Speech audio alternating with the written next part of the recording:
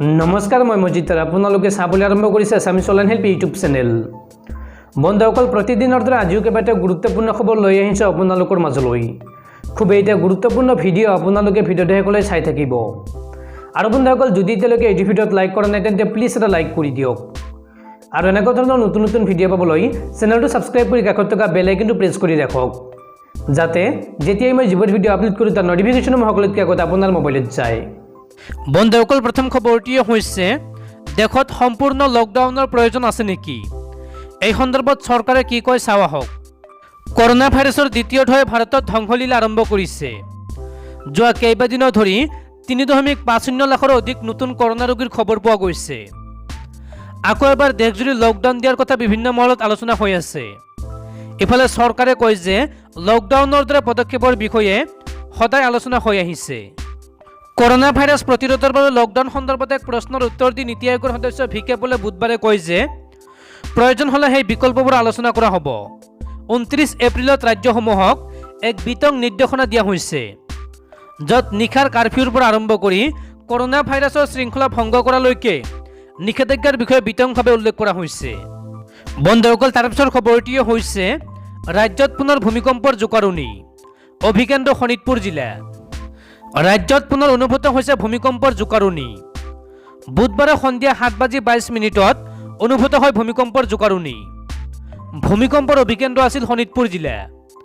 Richter স্কেলত এই ভূমিকম্পৰ প্ৰাবল্য আছিল 3.5। বন্ধুসকল তাৰপিছৰ খবৰটি হৈছে অসমত পুনৰ দ্ৰুতগতিত বৃদ্ধি পাই আছে কৰোনা ভাইৰাছত আক্ৰান্ত হোৱা আৰু মৃত্যু হোৱা লোকৰ সংখ্যা। অসমত বিগত 24 ঘণ্টাত নতুনকৈ প্ৰায় 5,000 লোক আক্ৰান্ত হৈছে মহামাৰী কোভিড-19ত। অসমত আকৌ 4,826 জন লোকৰ দেহত ধৰা পৰিছে কোভিড-19 পজিটিভ। ৰাজ্যখনত বুধবাৰৰ দিনটোত 52,074 গৰাকী লোকৰ কোভিড টেষ্ট কৰা হৈছিল, আৰু তাৰে ভিতৰত 9.27% লোকৰ দেহত কৰোনাৰ উপস্থিতি ধৰা পৰে। ইফালে 1,383 জন কৰোনাত আক্ৰান্ত কামৰূপ মেট্ৰৰ। আনহাতে বুধবাৰৰ দিনটোত অসমত কৰোনাত আক্ৰান্ত হৈ 55 জন লোকৰ মৃত্যু হয়। উল্লেখযোগ্য যে আৰোগ্য হোৱা লোকৰ হাৰ ৰাজ্যত বৰ্তমান 87.99%। বন্ধুসকল তাৰপিছৰ খবৰটি হৈছে পশ্চিমবংগত আৰম্ভ হৈছে নিৰ্বাচনী হিংসা। পশ্চিমবংগৰ পৰা পলায়ন কৰি একাংশৰ আশ্ৰয় অসমত। তৃণমূল কৰ্মীৰ অত্যাচাৰৰ ভয়ত পশ্চিমবংগৰ পৰা পলায়ন একাংশৰ। কোচবিহাৰ জিলাৰ ফলিমাৰী আৰু ৰামপুৰৰ 24জনীয়া দল এটা অসমত আহি আশ্ৰয় লোৱা বুলি জানিব পৰা গৈছে। পশ্চিমবংগ সীমান্তৰ শ্ৰীৰামপুৰ গেটত আহি উপস্থিত হোৱা এই 24জনীয়া দলটোক অসম আৰু কেন্দ্ৰীয় চৰকাৰৰ পৰা নিৰাপত্তাৰ বাবে আহ্বান জনায়।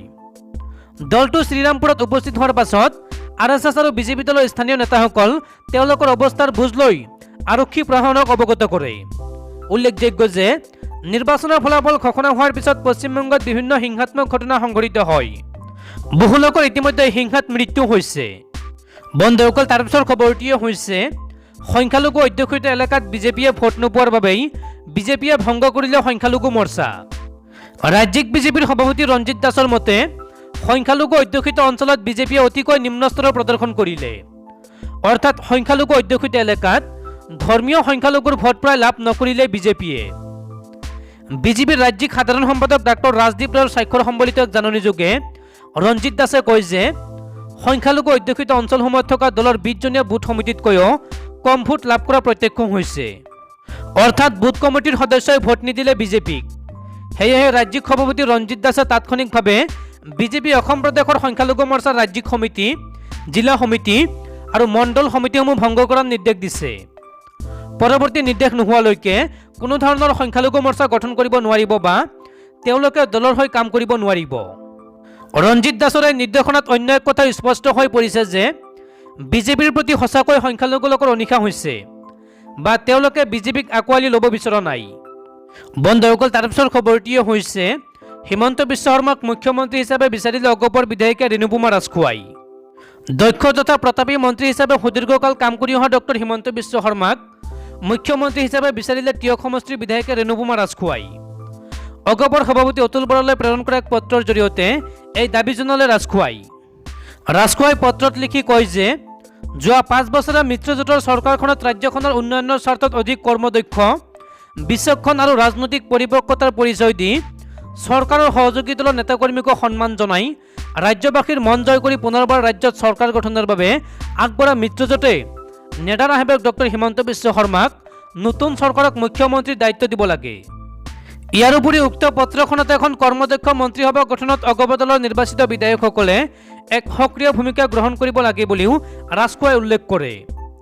উল্লেখযোগ্য যে বিজেপিত মুখ্যমন্ত্ৰী কেন্দ্ৰিক সংঘাতৰ জুইকুৰা উমি উমি জ্বলি থকাৰ মাজতে সূত্ৰ অনুসৰি ৩৫গৰাকী বিধায়কে হিমন্তৰ পক্ষ লোৱাৰ বিপৰীতে সোণোৱালৰ পক্ষত ২৫গৰাকী বিধায়কে অৱস্থান লোৱা বুলি জানিব পৰা গৈছে।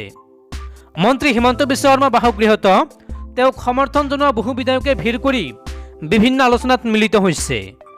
বন্ধুসকল, তাৰ পিছৰ খবৰটিয়ে হৈছে দেশত আৰম্ভ হ'ব কৰ'ণাৰ তৃতীয় ঢৌ, সতৰ্ক কৰি দিলে দেশৰ মুখ্য বৈজ্ঞানিক উপদেষ্টাই। কৰ'না মহামাৰী ভয়ংকৰ ছেকেণ্ড ৱেভে সমগ্ৰ দেশ গ্ৰাস কৰি পেলোৱাৰ মাজতেই দেশৰ প্ৰধান বৈজ্ঞানিক উপদেষ্টা principal scientific adviser to government of India doctor K Vijay ৰাঘৱনে মহামাৰীৰ থাৰ্ড ৱেভ আহিব বুলি ঘোষণা কৰিছে। আজি নতুন দিল্লীত এই কথা সদৰি কৰি তেওঁ কয় যে থাৰ্ড ৱেভ অহাটো নিশ্চিত, কিন্তু কেতিয়া আহিব, কিমান ভয়ংকৰ হ'ব বা নহ'ব এই মুহূৰ্তত ক'ব পৰা নাযায়। তেওঁ দেশবাসীক অথবা চৰকাৰক ইয়াৰ কাৰণে প্ৰস্তুত হৈ থাকিবলৈ আহ্বান জনায়। বিজ্ঞানীগৰাকীয়ে লগতে কয় যে প্ৰতিষেধকসমূহক ফলপ্ৰসূ বৰ্তমান দেখা দিছে কৰ'না ভাইৰাছৰ প্ৰকাৰকেইটাৰ বিৰুদ্ধে। ৰূপান্তৰিত প্ৰকাৰৰ নিউ মিউটেণ্ট ভেকচিনৰে সহবাস কৰাৰ ক্ষমতা থকাৰ আশংকা প্ৰকাশ কৰিছে বিজ্ঞানীগৰাকীয়ে। ভাৰতৰ লগতে সমগ্ৰ বিশ্বতে থাৰ্ড ৱেভৰ নিশ্চিত শংকা প্ৰকাশ কৰি ৰাঘৱনে কয় যে অত্যাধিক সংক্ৰমণশীল ভাইৰাছৰ এক নিৰ্দিষ্ট সময়ত অৱশ্যে সংক্ৰমণ হ্ৰাস পায়। ভাৰত আৰু সমগ্ৰ বিশ্বত বিজ্ঞানীসকলে এই সন্দৰ্ভত অধিক তথ্য আহৰণ কৰিবলৈ গৱেষণাত ব্ৰতী হৈছে বুলি উল্লেখ কৰে কেন্দ্ৰীয় চৰকাৰৰ বৈজ্ঞানিক উপদেষ্টাগৰাকীয়ে। বিজ্ঞানীসকলে চৰকাৰসমূহক সম্ভাৱ্য বিপদৰ আগজাননী দিবলৈ আৰু ইয়াক প্ৰতিৰোধ কৰাৰ উপায় উদ্ভাৱন কৰাত নিমজ্জিত হৈছে বুলি লগতে উল্লেখ কৰে। উল্লেখযোগ্য যে কেন্দ্ৰীয় স্বাস্থ্য মন্ত্ৰালয়ৰ যুটীয় সচিব লক আগৰৱালাই দিল্লীত এখন সংবাদমেল সম্বোধন কৰি ছেকেণ্ড ৱেভে কেনেকৈ ভয়ংকৰ ৰূপ লৈছে তাৰ বৰ্ণনা আগবঢ়ায়। তেওঁ কয় যে দেশত 12খন ৰাজ্যৰ প্ৰতিখনতে 1 লাখৰো অধিক এক্টিভ কেছ আছে। 7খনত 50,000ৰ পৰা 1 লাখৰ ভিতৰত এক্টিভ কেছ আছে। বন্ধুসকল, তাৰপিছৰ খবৰটিয়ে হৈছে মেঘালয়ত সাপ্তাহিক লকডাউন ঘোষণা। বৰ্ধিত কোভিড পৰিস্থিতিৰ প্ৰতি লক্ষ্য ৰাখি মেঘালয় চৰকাৰে 5 মে'ৰ সন্ধিয়া 8 বজাৰ পৰা 10 মে' 2021 তাৰিখৰ পুৱা 5 বজালৈকে পূব খাচী পাহাৰীয়া জিলাত সম্পূৰ্ণ লকডাউন আৰোপ কৰাৰ সিদ্ধান্ত লৈছে। ইপিনে মেঘালয়ৰ সকলো জিলাতে এতিয়াৰে পৰা সাপ্তাহিক লকডাউন জাৰি কৰা হ'ব। আজি এই কথা ঘোষণা কৰে মেঘালয়ৰ মুখ্যমন্ত্ৰী কনৰাড চাংমাই। উল্লেখযোগ্য যে বুধবাৰলৈকে মেঘালয়ত কোভিড পজিটিভ ৰোগীৰ সংখ্যা হৈছে 18,283 গৰাকী। বন্ধুসকল, তাৰপিছৰ খবৰটিও হৈছে 3 মাহৰ ভিতৰত দেশত স্থাপন কৰা হ'ব 5টা অক্সিজেন প্ৰকল্প। এই ঘোষণা প্ৰতিৰক্ষা গৱেষণা আৰু উন্নয়ন সংস্থাৰ। 3 মাহৰ ভিতৰত দেশত স্থাপন কৰা হ'ব 5টা অক্সিজেন প্ৰকল্প। প্ৰতিৰক্ষা গৱেষণা আৰু উন্নয়ন সংস্থাই দেশৰ বিভিন্ন স্থানত স্থাপন কৰিব এই অক্সিজেন প্ৰকল্প। দিল্লীৰ এইমছ আৰু RMLৰ প্ৰকল্পটো বৃহস্পতিবাৰৰ পৰা কাৰ্যক্ষম হ'ব বুলি কয় সংস্থাটোৱে। 1 মিনিটত 1000 লিটাৰ অক্সিজেন উৎপাদন কৰে আৰু একেলগে 200 ৰোগীক এই অক্সিজেন দিব পৰা যাব। এই প্ৰযুক্তিটো তেজছ বিমানৰ বাবে নিৰ্মাণ কৰা হৈছিল। বন্ধুসকল, তাৰপিছৰ খবৰটিয়ে হৈছে কৰ'নাৰ হটস্পটত গুৱাহাটী মহানগৰ। বহু অঞ্চল কণ্টেইনমেণ্ট জ'ন ঘোষণাৰ লগতে বান্ধি দিয়া হ'ল নতুন নিৰ্দেশনা। কামৰূপ মহানগৰ জিলাত কোভিডৰ সংক্ৰমণ যথেষ্ট পৰিমাণে বৃদ্ধি হৈছে। যোৱা 28 এপ্ৰিলৰ পৰা 4 মে'লৈকে 9,021 গৰাকী লোক কামৰূপ মহানগৰ জিলাত কৰ'নাত আক্ৰান্ত হৈছিল বুলি এক সংবাদমেলত ঘোষণা কৰে কামৰূপ মহানগৰ জিলা উপায়ুক্তই। তেওঁ জনোৱা অনুসৰি কামৰূপ মহানগৰ জিলাৰ 6টা জনৰ 5ম জনত আটাইতকৈ বেছি কৰ'নাৰ সংক্ৰমণ হৈছে। যোৱা এসপ্তাহত 2,190 গৰাকী লোক এই জনত কোভিডত আক্ৰান্ত হৈছে। জন 1ত আছে 1,250 গৰাকী কোভিড আক্ৰান্ত ৰোগী। জন 3ত আছে 1,005টা কোভিড কেছ। 400তকৈ অধিক কোভিড ৰোগী চিনাক্ত হোৱা ৱাৰ্ডত কণ্টেইনমেণ্ট জ'ন হিচাপে ঘোষণা কৰা হ'ব বুলিও তেওঁ উল্লেখ কৰে। তলত উল্লেখ কৰা অঞ্চলসমূহত আজিৰ পৰা কণ্টেইনমেণ্ট জ'ন ঘোষণা কৰা হৈছে বুলি তেওঁ জনায়। কোন কোন অঞ্চলত কণ্টেইনমেণ্ট জ'ন ঘোষণা কৰা হৈছে চাওক। জন 5ৰ 28 নম্বৰ ৱাৰ্ডত অধিক সংক্ৰমণ হৈছে। বেলতলা, বশিষ্ঠ মৈদাম, বৰমতৰীয়া আৰু হাতীগাঁৱৰ কিছু অংশত সৰ্বাধিক লোক কৰ'নাত আক্ৰান্ত হৈছে। জন 6ৰ 16 নম্বৰ ৱাৰ্ডত 509 গৰাকী লোক কোভিডত আক্ৰান্ত হৈছে। 28 নম্বৰ ৱাৰ্ডত 743 গৰাকী লোক কোভিডত আক্ৰান্ত হৈছে। 16 নম্বৰ ৱাৰ্ডত ফটাশিল, ভাস্কৰ নগৰ, বৰ্ষাপাৰা আৰু ধীৰেনপাৰা অঞ্চল কণ্টেইনমেণ্ট জোন ঘোষণা কৰা হৈছে। জন 1 7 নম্বৰ ৱাৰ্ডত 415 গৰাকী লোক কোভিডত আক্ৰান্ত হৈছে। সেয়েহে এই ৱাৰ্ডতো কণ্টেইনমেণ্ট জোন হিচাপে ঘোষণা কৰা হৈছে। ভূতনাথ, কুমাৰপাৰা, এটি ৰোড, আটগাঁও অঞ্চল এই 7 নং ৱাৰ্ডৰ অন্তৰ্গত।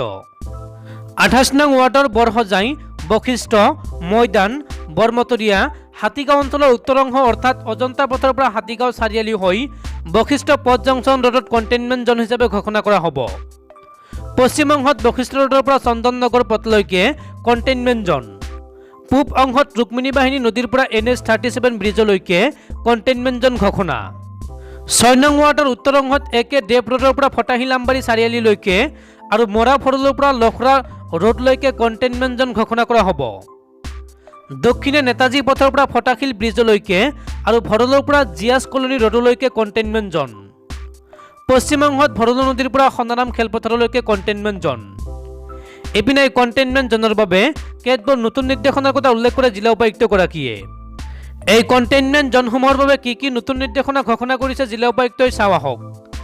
এই কণ্টেইনমেণ্ট জোনত কোনো ধৰণৰ অহা যোৱা কৰিব নোৱাৰিব। ৰাইজৰ সুবিধাৰ বাবে কিছুমান ৰেহাই থাকিব। জৰুৰীকালীন সেৱা চলি থাকিব। ফাৰ্মাচী, পশুখাদ্য, ঔষধৰ বিপণী খোলা থাকিব। চৰকাৰী বেচৰকাৰী কাৰ্যালয়, ব্যৱসায়ী প্ৰতিষ্ঠান আৰু শিক্ষানুষ্ঠান বন্ধ থাকিব। কোভিড প্ৰট'কল ৰক্ষা কৰি বেংক আৰু ATM সেৱা খোলা থাকিব।